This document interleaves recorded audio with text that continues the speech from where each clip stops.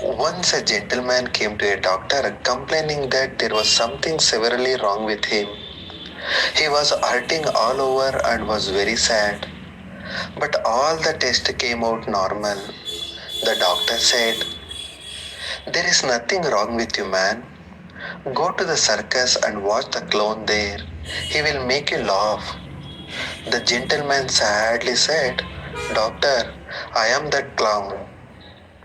It is one thing to entertain others and be humorous, but quite another to be happy yourself.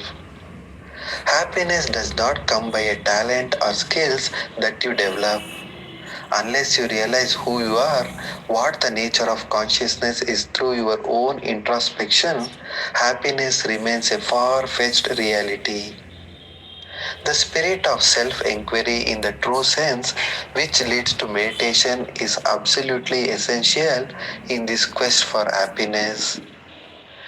The 6th century Indian philosopher and thinker Adi Shankaracharya has said that it is a dispassion towards the ephemeral and connection with the eternal that brings true joy. In fact, he goes further and asks, what joy does detachment not bring? The word for solitude in Sanskrit is ekant, meaning the end of loneliness. Loneliness cannot end by changing company, even it is more sympathetic and understanding. It can only end when you discover your real nature for yourself.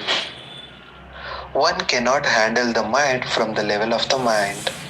It is for this reason that although counseling or psychiatry seems to help in the beginning, it is not able to provide a complete cure in the longer term. Just forcing positive thoughts on oneself is not enough and more often than not leads to a relapse. Medication like antidepressants also seem to help only in the beginning and eventually make the person dependent on them rather than free him from the tendency. This is where knowing the secret of breath can really transform lives. Breathing techniques, our life force, and consequently the mind. The inner dimension unveiled by the practice of meditation deeply enriches us and its impact slowly spills over to all aspects of life. As prana rises in the body, one starts to feel a transformation as direct experience and not as a forced mental exercise.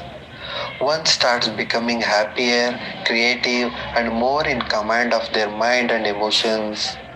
Another thing that can be really helpful in coming out of depression is developing an attitude of service. Thinking, what can I do for society?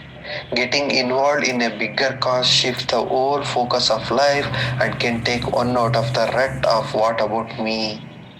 Societies where values of service, sacrifice, and community participations are ingrained do not have these issues of depression and suicides. The Sikh community is a great example of this. Life is a combination of happiness and pain. Pain is inevitable, but suffering is optional.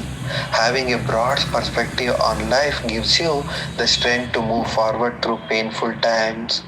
Know that you are very much needed in this world. With all its infinite possibilities, this life is a gift for it, can become a fountain of joy and happiness, not just for oneself, but for many others as well.